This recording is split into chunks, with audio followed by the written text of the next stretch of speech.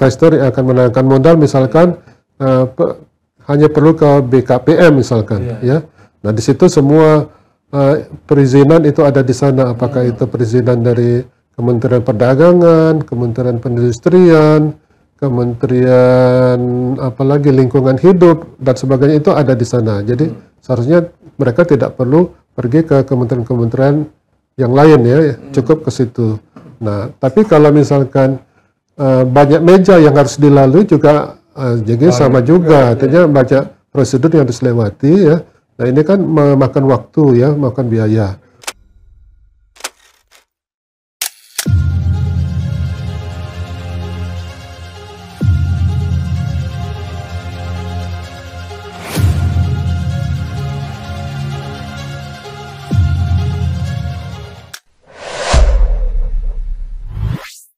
Assalamualaikum warahmatullahi wabarakatuh. Jumpa lagi di podcast TV Mas Huni, channel Matra 64 dan bicara Mas ini. Saya Al-Mizan Lupa, biasa dipanggil Kang Mizan, dan sudah hadir di studio kita Profesor Dr. Chandra Yamirullah, alumni Harvard University, alumni Southern California University Los Angeles, dan dosen Universitas Utara Malaysia, sama seperti saya, pensiunan Kementerian Keuangan. Ini masalah diskon tarif listrik ya, yang sudah senang-senang saya dengar 50% bulan Juni-Juli, lumayan kalau memang benar. Tapi terakhir saya dengar batal. Nah, di sini kita mau membicarakan hal yang lebih umum lagi ya. Jadi helikopter view-nya masalah stimulus fiskal ini ya, dan pembangunan ekonomi ini, terlepas dari jadi atau tidaknya stimulus Pak Prabowo ini, kalau kita melihat seberapa jauh sebenarnya fungsi stimulus ini untuk pembangunan ekonomi. Nah, gimana Pak Chandra ini kita melihatnya?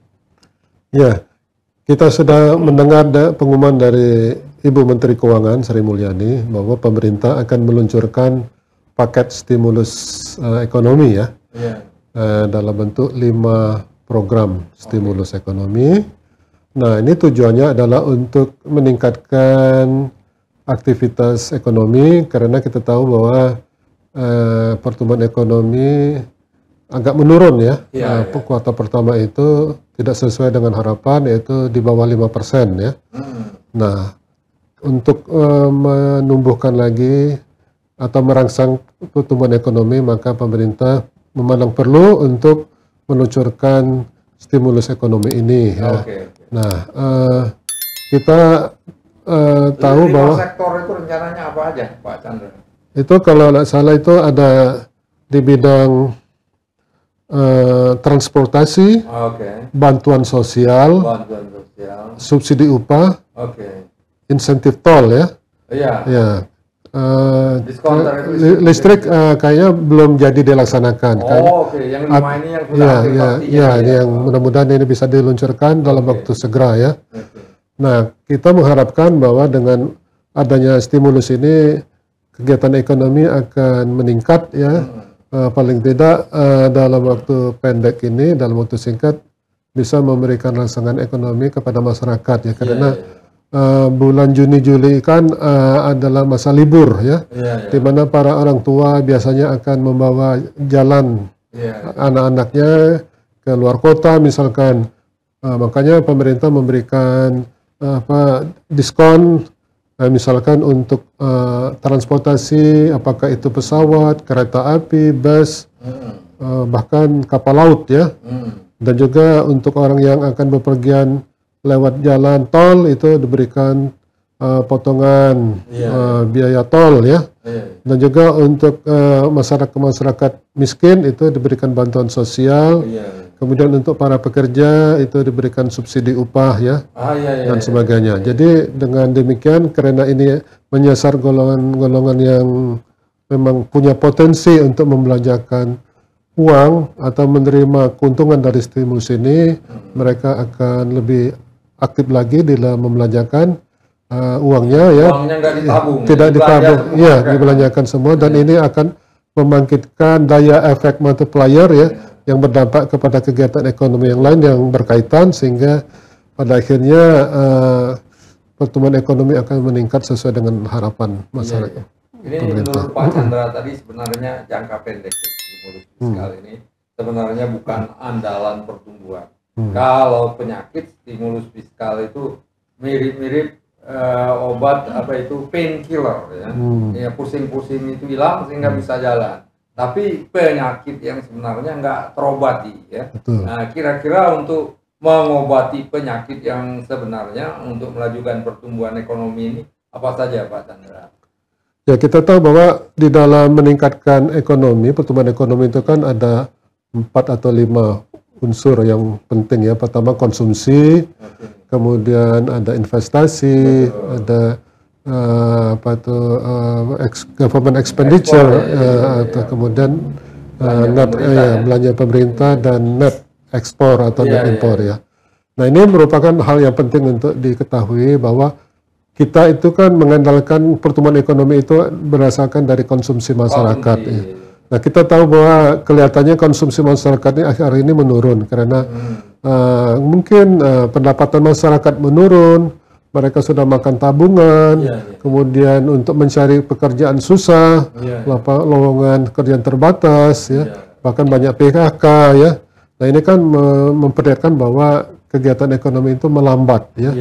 Nah, kemudian modal atau pembentukan investasi juga tidak sesuai dengan harapan ya. Nah, ini kan pekerjaan itu kan banyak diciptakan oleh investasi swasta seharusnya kan.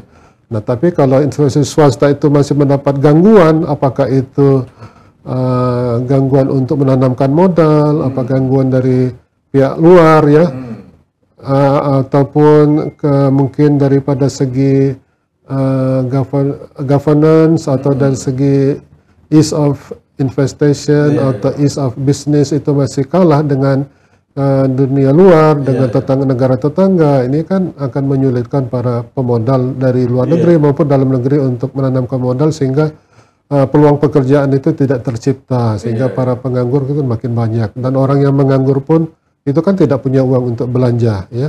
Nah, jadi kan ini kan akan memberatkan masyarakat ya, karena terlalu banyak beban yang akan ditanggung oleh masyarakat dan juga pemerintah ya.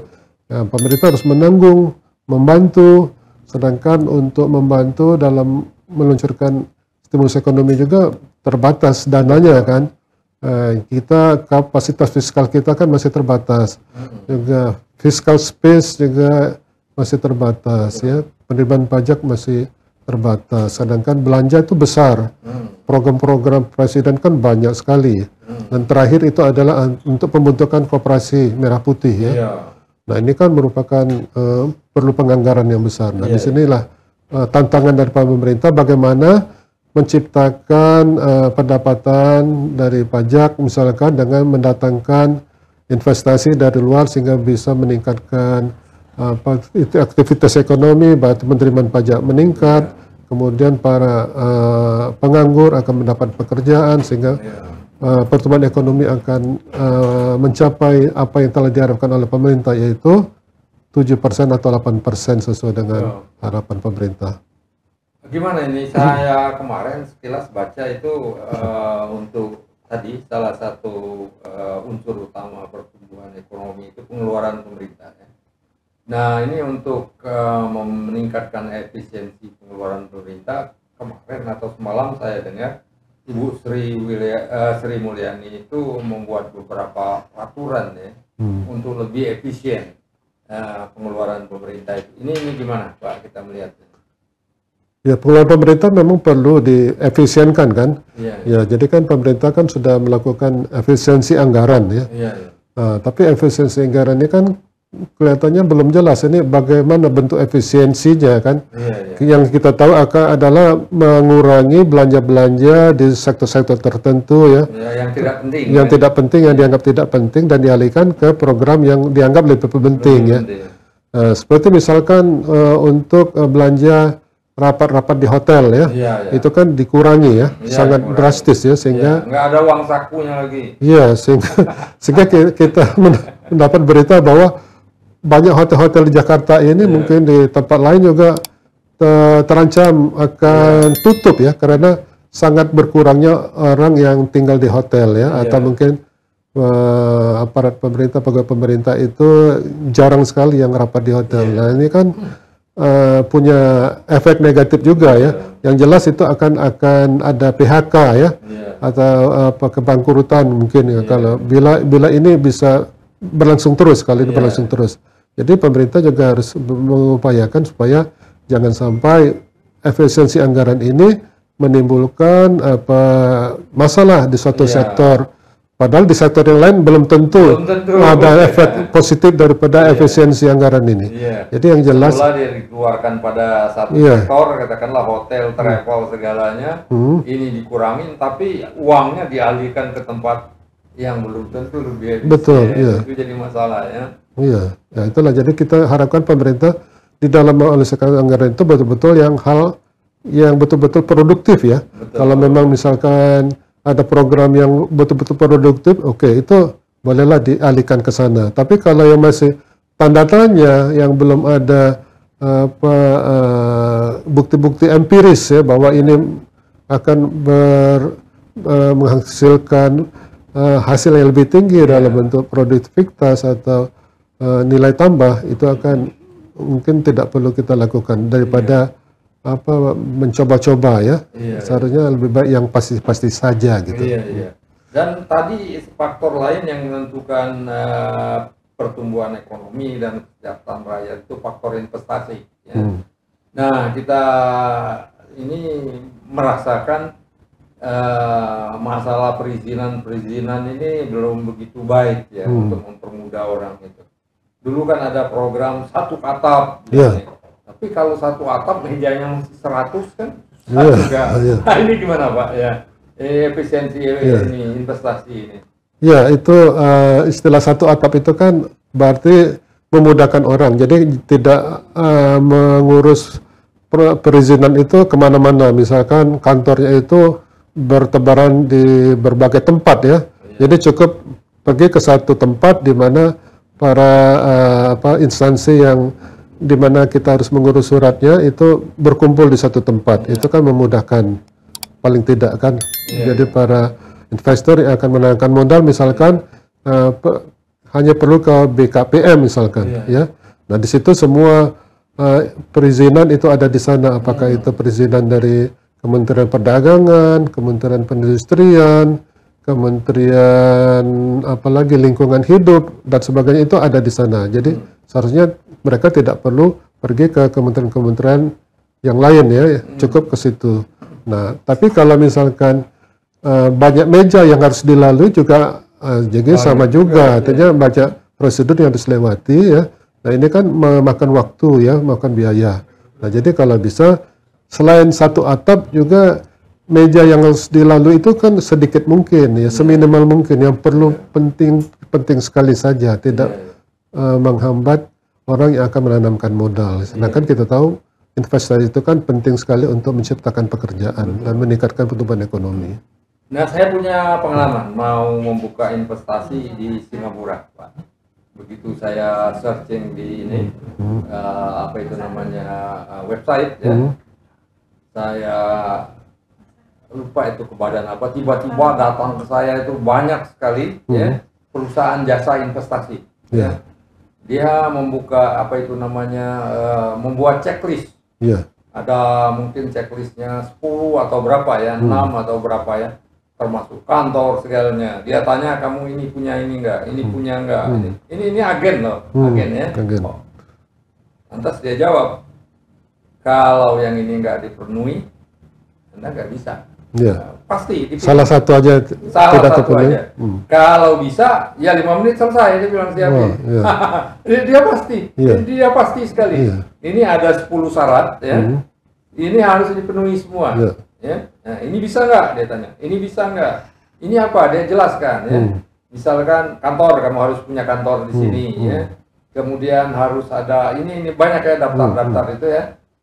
Harus 10-nya ini ada. Kalau salah satu ini syarat ini nggak dipenuhi, dia bilang nggak bisa, kamu investasi di sini. Tegas dia. Ini agen ya, bukan orang pemerintah. Kalau bisa, saya bilang, kalau bisa ya selesai, 5 menit selesai. Gitu. Nah, yang ini kayaknya di kita tuh nggak bisa ya, belum bisa gitu. itulah seharusnya itu yang merupakan jadi contoh bagi kita ya. Jadi di dalam memberikan syarat-syarat perizinan untuk investasi itu yang pasti-pasti ya, tidak terlalu banyak ya. Jadi tapi pasti kalau misalkan itu dipenuhi itu kan pasti izinnya Nah, kalau kita bilang kepastian hukum sudah dari dulu kan. Betul. Iya, kayaknya belum beres-beres juga ya. Iya, jadi kalau misalkan memang diperlukan 10 izin, ya 10-nya itu dilengkapi. Kalau sudah lengkap, ya langsung diberikan izin, jangan ditunda-tunda lagi gitu kan. Nah, apalagi kalau misalkan cuma 5 atau 6 itu kan itu sangat memudahkan para investor ya. Nah, jadi di sini kita pemerintah mungkin seharusnya lebih lebih punya visi lagi bagaimana memangkas birokrasi yang berbelit-belit ini supaya orang mau datang ke Indonesia untuk menambahkan modalnya yang memang kita perlukan ya. Jadi pemirsa, kesimpulannya insentif fiskal, berbagai macam insentif fiskal itu hanya sebagai obat sementara, painkiller, penyembuh pusing. Itu bukan memperbaiki struktur ekonomi. Kalau mau memperbaiki struktur ekonomi yang disebutkan Pak Chandra tadi 4 atau 5 ya, masalah investasi, masalah pengeluaran pemerintah, konsumsi masyarakat, ekspor impor, dan yang paling penting lagi kalau investasi itu kepastian hukum. Ya, betul itu. Ya, kita nggak usah berurusan ke mana-mana. Kalau di Singapura itu nggak perlu datang ke kementerian itu, ini nggak, satu aja agennya itu aja. Agennya itu yang sudah dibayar, mungkin bayar mahal kan itu pasti ya. Dia menyatakan langsung selesai. Itu bisa definitif sekali. Nggak bisa, nggak ada tawar-menawar. Ya. Ini penuhi selesai. Ya gitu, kepastian hukum. Sama seperti kita ngambil SIM di Amerika kan. Ya. Nggak gampang ngambil SIM di Amerika, tapi pasti. Saya 4 kali baru lulus. Betul. Ada teman sampai 5 kali. Ada yang 7 kali baru lulus. Ya pasti. Ya. Ada yang sekali lulus. Ya, tapi pasti. Nah, yang ini pasti ini ya. Yang pasti ini sebenarnya gampang dilakukan kalau ya pihak-pihak yang terkait itu nggak ada kepentingan, benturan kepentingan. Jadi istilahnya kalau sulit jangan dipersulit lagi, kalau bisa dimudahkan. Nah, jadi jangan mempersulit apa yang mudah. Jangan mempermudah apa yang sulit. Mempermudah tanda petik ya. Nah ini nih yang kayaknya kita belum beres-beres ya. Sejak zaman Orde Baru kita kan lama berapa generasi sampai sekarang masalah kepastian hukum ini masih belum beres-beres dan jangan-jangan sekarang tambah parah lagi. Ini susah. Nah jadi ancaman Indonesia bubar itu kalau nggak baik ini akan terus berjalan. Ya demikian ya pemirsa, ya mudah-mudahan bermanfaat ya obrolan singkat kita saat ini ya. Wabillahi taufiq wal hidayah. Wassalamualaikum warahmatullahi wabarakatuh.